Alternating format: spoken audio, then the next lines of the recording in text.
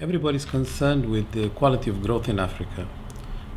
It is true that Africa has been growing at a rate of about 5% in the last decade and a half, but the quality issue is very important because most of this consumption is coming partly by the rise of the middle class. 2/3 of the consumption are contributing to growth. It is clear that Africa is poised to have 1 in every 3 of its citizens joining the middle class. And it is also very important for us to keep the horizon clear that by 2050, about 1/3 of the Africans will be in the middle class.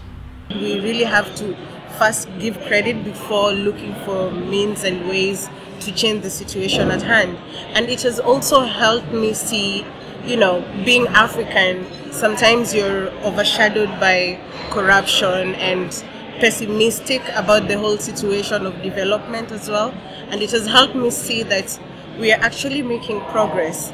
In terms of industrialization of the continent, I'm afraid that the country is still emptying themselves of industrial activities, and much of the benefit of the African growth is leaking out of the continent.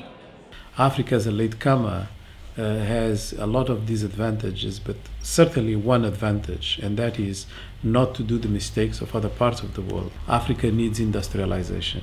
It's the only region in the world that more or less skipped industrialization and is going from very low productivity in agriculture or primary sector into services, and part of the consumption of the middle class comes precisely from services. There is a boom of services in Africa. And the countries are not going to create jobs with services. Services normally are provoking more precarious type of activities than jobs in the definition that the ILO gives, which is decent jobs, stable, with income that is appropriate to the levels of activity in the country and so on. We hear about Africa rising, and the questions were in particular, is it true that if Africa is rising, that it will continue to rise?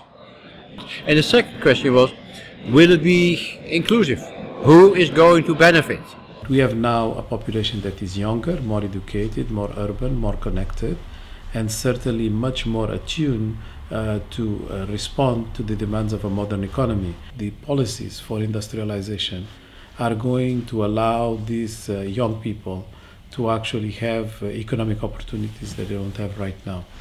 What is going to stabilize the quality and the size of the middle class is going to be industrialization.